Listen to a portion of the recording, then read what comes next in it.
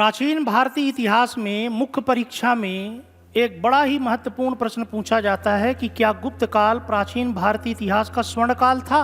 गुप्त काल को स्वर्ण काल मानने वाले कुछ महत्वपूर्ण इतिहासकार हैं केपी जायसवाल, एनजी मजूमदार, राधा कुमुद मुखर्जी, एएस अल्तेकर। जबकि गुप्त काल को स्वर्ण काल नहीं मानने वाले इतिहासकारों में प्रमुख इतिहासकार हैं डीडी कोशाम्बी, रामशरण शर्मा, रोमिला थापर और डीएन झा।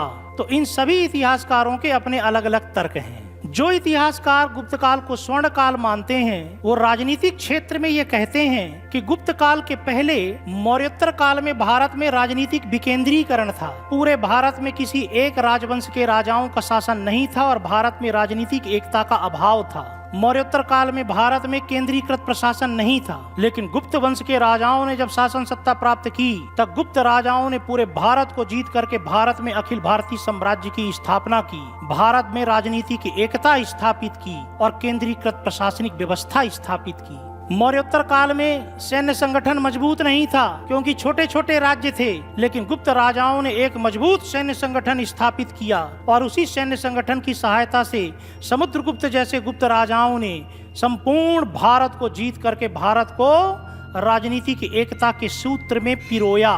गुप्त काल के पहले मौर्योत्तर काल में भारत में न्यायिक विधि विधान पूर्णतः लिपिबद्ध नहीं थे। गुप्त काल में ही जाकर के न्यायिक विधि विधान लिपिबद्ध किए गए, स्मृति ग्रंथों का संकलन किया गया। गुप्त काल में ही मुख्य रूप से याज्ञवल्क्य की स्मृति, नारद स्मृति, बृहस्पति स्मृति, पराशर स्मृति की रचना हुई, जिनके आधार पर न्याय किया जाता था। और गुप्त राजाओं ने ही पहली बार हिंदू राष्ट्रवाद की भावना से प्रेरित होकर के विदेशी आक्रांताओं को भारत से मुक्त कराया। गुप्त राजाओं ने शकों को पराजित किया, कुषाणों को पराजित किया, हूणों को पराजित किया। तो जो इतिहासकार गुप्त काल को स्वर्ण काल मानते हैं वो राजनीतिक क्षेत्र की इन उपलब्धियों की बात करते हैं, लेकिन स्वर्ण काल का विरोध करने वाले इतिहासकारों का ये कहना है कि आप कह रहे हो कि गुप्त काल में राजनीति की एकता स्थापित हुई, लेकिन गुप्त काल में ही जाकर के सामंतवाद का विकास हुआ और सामंतवाद की स्थिति में आप राजनीति की एकता या केंद्रीकृत प्रशासन की कल्पना नहीं कर सकते हो, जिसमें छोटे छोटे राज्य हो जाते हैं। भले वो सभी सामंत मुख्य राजा के अधीन होते थे, लेकिन व्यवहारिक स्थिति पर वो स्वतंत्र राजाओं के समान व्यवहार करते थे। तो ऐसी सामंतवादी स्थिति में आप राजनीतिक एकता या केंद्रीकृत प्रशासन की कल्पना नहीं कर सकते हैं। दूसरी बात, गुप्त काल में सामंतवादी पद्धति के कारण राजा स्वयं अपने पास बड़ी स्थायी सेना नहीं रखते थे और अपनी सैन्य शक्ति के लिए सामंतों की सेना पर निर्भर करते थे। ऐसी मिली जुली सेना में एकता और अनुशासन का अभाव होता था, यानी गुप्त काल में सैन्य संगठन भी बहुत मजबूत नहीं था। उसी प्रकार गुप्त काल में न्यायिक विधि विधान लिपिबद्ध तो किए गए, लेकिन उस काल के न्यायिक विधि विधान थे कैसे?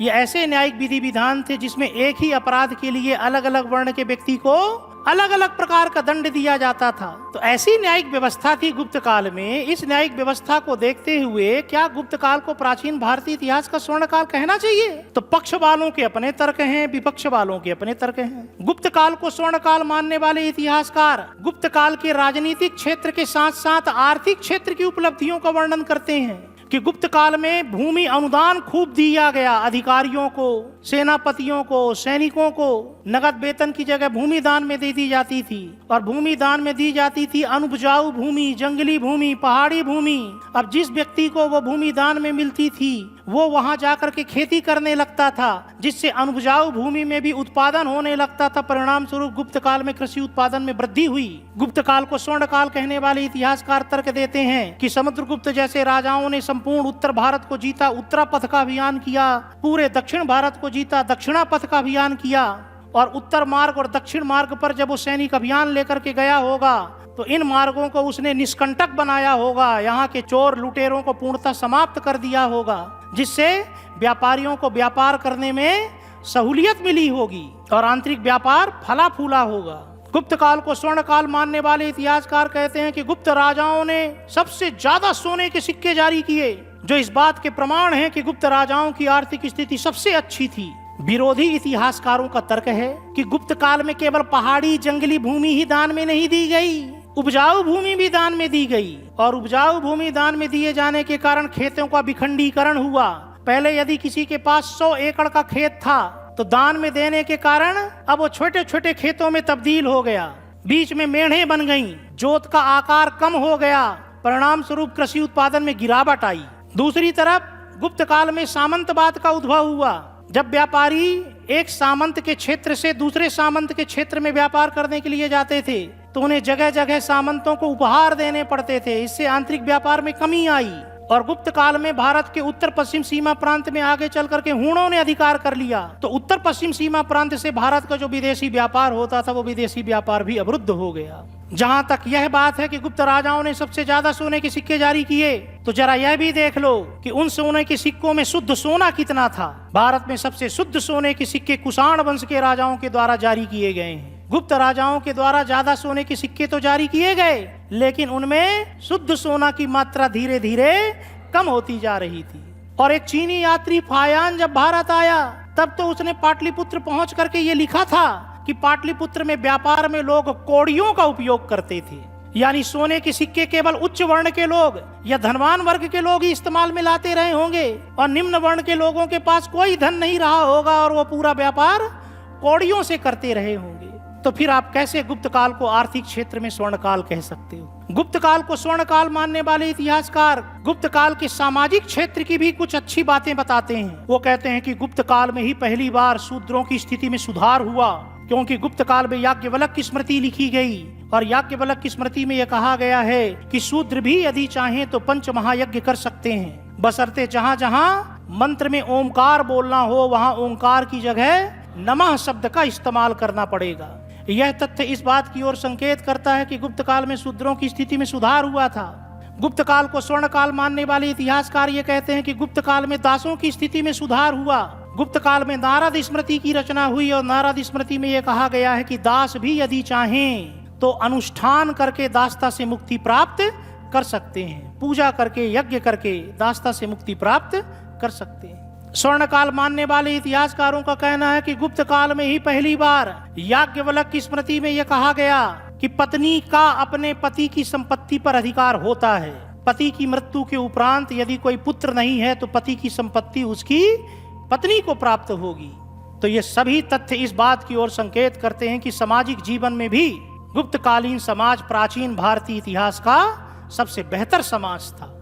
लेकिन विरोधी इतिहासकारों का तर्क है कि आप कह रहे हो कि शूद्रों की स्थिति में सुधार हुआ, जबकि चीनी यात्री फायान के विवरण से जानकारी मिलती है कि चांडाल जाति के लोग नगर के भीतर नहीं रह सकते थे, उन्हें नगर के बाहर रहना पड़ता था। और जब कभी मरे हुए लोगों की लाश उठाने के लिए वो नगर में आते थे तो उन्हें लट्ठी ठोंकते हुए या ढोल बजाते हुए आना पड़ता था, ताकि नगर के लोगों को पता चल जाए कि चांडाल नगर में प्रवेश कर रहा है और वो सड़कों से हट जाएं, अन्यथा चांडाल के स्पर्श से कहीं वो अपवित्र ना हो जाएं। तो इस कदर अस्पृश्यता का प्रचलन बढ़ गया था। दूसरी तरफ आप कह रहे हो कि दासों की स्थिति में सुधार हुआ, लेकिन आप देखो मौर्य काल में अर्थशास्त्र की रचना हुई और अर्थशास्त्र में 9 प्रकार के दासों का उल्लेख है।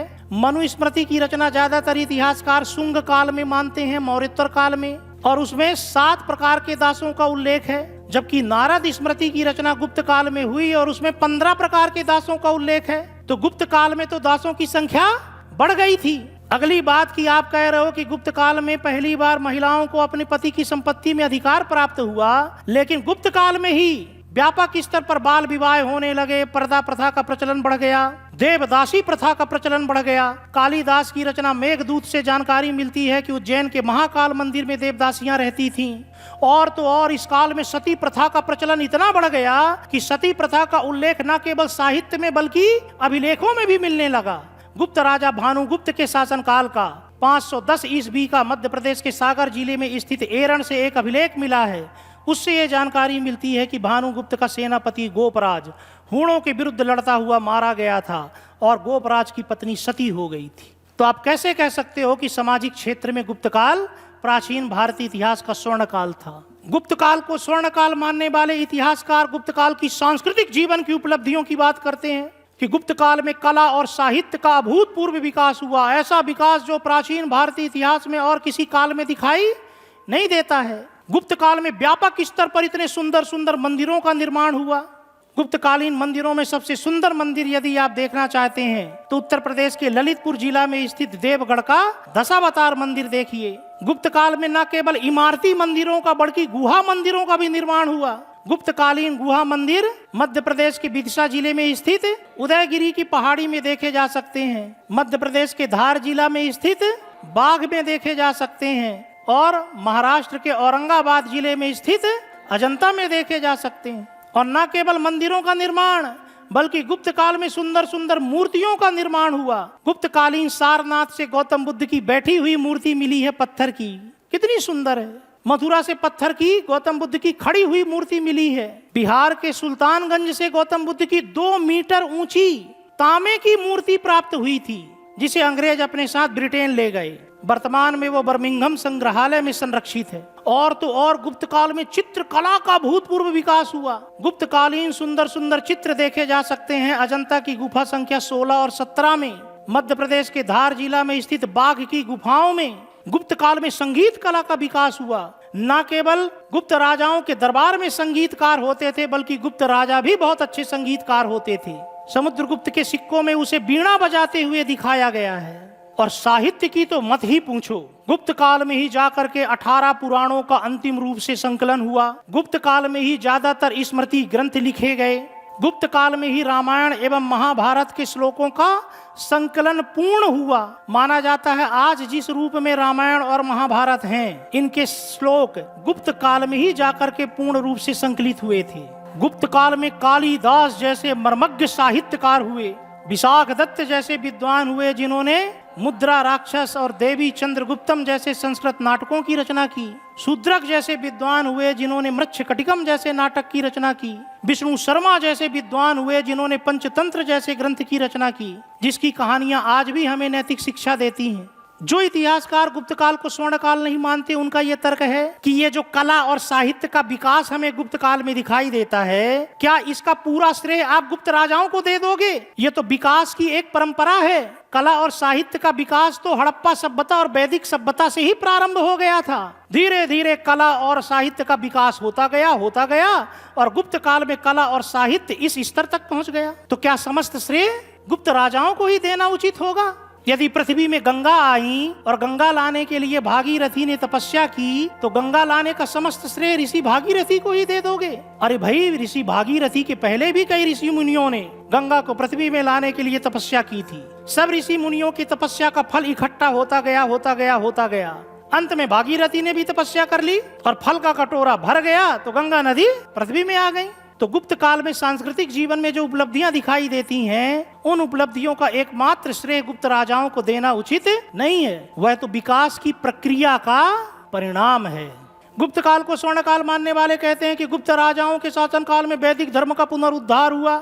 गुप्त राजा भले ही वैष्णव अर्थात भागवत धर्म के अनुयायी थे, लेकिन गुप्त राजाओं ने अन्य धर्मों के प्रति भी धार्मिक सहिष्णुता की नीति अपनाई। समुद्रगुप्त ने श्रीलंका के राजा मेघवर्मन को अपने राज्य में स्थित बोध गया में बौद्ध विहार बनवाने की अनुमति दी। कुमार गुप्त प्रथम जैसे गुप्त राजाओं ने नालंदा में बौद्ध विहार की स्थापना करवाई। तो धार्मिक क्षेत्र में भी गुप्त काल स्वर्ण काल था। लेकिन जो इतिहासकार गुप्त काल को स्वर्ण काल नहीं मानते, उनका यह तर्क है कि गुप्त राजा धार्मिक रूप से सहिष्णु थे। जरा ये बताओ, क्या अशोक से ज्यादा सहिष्णु थे? गुप्त काल को स्वर्ण काल मानने वाले इतिहासकार ये कह रहे हैं कि गुप्त काल में विज्ञान एवं प्रौद्योगिकी का अभूतपूर्व विकास हुआ। विज्ञान में यदि बात की जाए तो गुप्त काल में आर्यभट्ट, वराय मिहिर, ब्रह्मगुप्त, भास्कराचार्य जैसे गणितज्ञ और खगोल शास्त्री हुए। वांगभट्ट, चरक जैसे चिकित्सक हुए। मनुष्यों का इलाज करने वाले चिकित्सक ही नहीं, गुप्त काल में पशुओं की चिकित्सा करने वाले चिकित्सक भी हुए।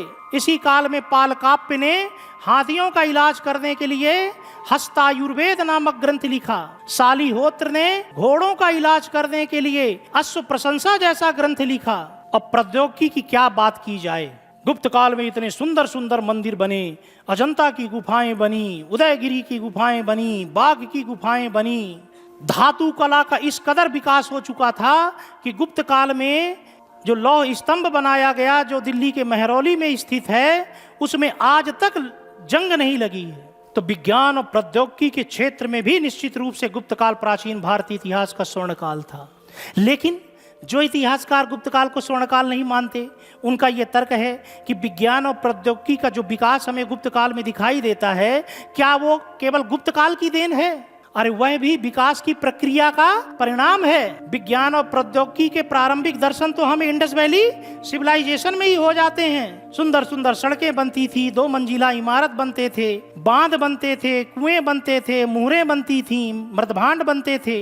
वही विज्ञान और प्रौद्योगिकी का धीरे धीरे डेवलपमेंट होता गया और गुप्त काल तक वो इस स्तर तक पहुंच गया। तो विज्ञान और प्रौद्योगिकी का जो विकास गुप्त काल में दिखाई देता है, उसे केवल गुप्त काल की ही देन नहीं माना जा सकता है। तो कुल मिलाकर के हम ये देखते हैं कि गुप्त काल क्या प्राचीन भारतीय इतिहास का स्वर्ण काल था, इस संबंध में 2 वर्ग हैं। कुछ इतिहासकार इसे स्वर्ण काल मानते हैं और कुछ अन्य इतिहासकार, जिनका नाम मैंने शुरू में लिया, वो गुप्त काल को स्वर्ण काल नहीं मानते। निष्कर्ष आप देखिए कि गुप्त काल को जो इतिहासकार स्वर्ण काल नहीं मानते, वो अपनी सबसे प्रभावशाली बात ये कहते हैं कि जो इतिहासकार गुप्त काल को स्वर्ण काल कह रहे हैं, वो इस आधार पर कह रहे हैं कि उन्होंने गुप्त राजाओं की उपलब्धियों को पढ़ा और जाना है। और गुप्त राजाओं की उपलब्धियों को इसलिए उन्होंने जाना क्योंकि राजाओं की उपलब्धि लिखने वाले प्रशस्तिकार गुप्त काल में हुए। हरिसेन ने समुद्रगुप्त की प्रशंसा लिखी, प्रशस्ति लिखी। वीरसेन ने चंद्रगुप्त द्वितीय की प्रशस्ति लिखी। वत्स भट्टी ने कुमार गुप्त प्रथम की प्रशस्ति लिखी। इन सभी लेखकों ने अपने अपने राजाओं की उपलब्धियां ही बताई हैं और उन्हीं उपलब्धियों को जान करके आप कह देते हो कि गुप्त काल प्राचीन भारतीय इतिहास का स्वर्ण काल था। यदि उस काल में कोई हरिसेन, वत्स भट्टी, वीरसेन जैसे ऐसा विद्वान होते जो गरीबों की दुर्दशा पर लिखते, किसानों की दुर्दशा पर लिखते, मजदूरों की दुर्दशा पर लिखते, दासों की दुर्दशा पर लिखते, शूद्रों की दुर्दशा पर लिखते, स्त्रियों की दुर्दशा पर लिखते, और यदि आप वो पढ़ते तो आप कदापि गुप्त काल को स्वर्ण काल नहीं कहते। स्वर्ण काल का विरोध करने वाले विद्वानों का यह भी तर्क है कि जो इतिहासकार गुप्त काल को स्वर्ण काल मान रहे हैं, वो जरा आंख बंद करके एक ऐसे दृश्य की कल्पना करो जिसमें बच्चियों को जन्म लेते ही मंदिरों को दान में दे दिया जाता था। वो मंदिरों में आजीवन कुंवारी रहती थी, देवदासियां कहलाती थी। और उस दृश्य की कल्पना करो जिस दृश्य में एक चांडाल जाति के व्यक्ति को नगर में प्रवेश करने से पहले लट्ठी ठोंकते हुए व ढोलक बजाते हुए नगर में आना पड़ता था। और उस दृश्य की भी कल्पना करो जिसमें एक निर्दोष पत्नी को पति की मृत्यु के उपरांत सती होना पड़ता था। और यदि आप ऐसा सोचोगे तो आप कदापि गुप्त काल को प्राचीन भारतीय इतिहास का स्वर्ण काल नहीं कहोगे।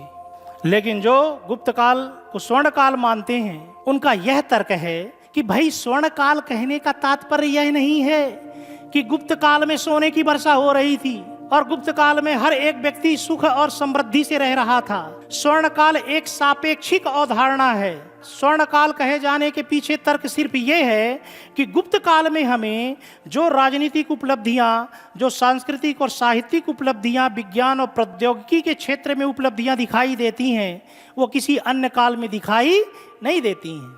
स्वर्ण काल कोई निरपेक्ष अवधारणा नहीं है कि गुप्त काल में कोई दुखी ही नहीं था। यदि आप निरपेक्ष रूप से स्वर्ण काल ढूंढने के लिए जाओगे तो आपको कभी भी स्वर्ण काल किसी युग में दिखाई नहीं देगा। पुराणों में भगवान राम के काल को स्वर्ण काल या राम राज्य माना गया है, लेकिन राम राज्य भी यदि आप अच्छे से देखो, जानो, तो आप देखोगे कि उस समय पे भी कुछ कमियां थी। एक निर्दोष महिला को किसी के कहने पर राजा ने अपने राजमहल से त्याग दिया। तो आप यदि कमियां ढूंढने के लिए जाएंगे तो कमियां तो आपको मिलेंगी ही मिलेंगी। स्वर्ण काल कहे जाने के पीछे तर्क यह है कि गुप्त काल अन्य कालों की तुलना में राजनीतिक, आर्थिक, सांस्कृतिक, विज्ञान आदि के दृष्टिकोण से बेहतर काल दिखाई देता है। इसलिए गुप्त काल को प्राचीन भारतीय इतिहास का स्वर्ण काल कहा जा सकता है। और उत्तर के लास्ट में लिख करके आना है जय श्री राम, फिर आपको पूरे नंबर मिल जाएंगे।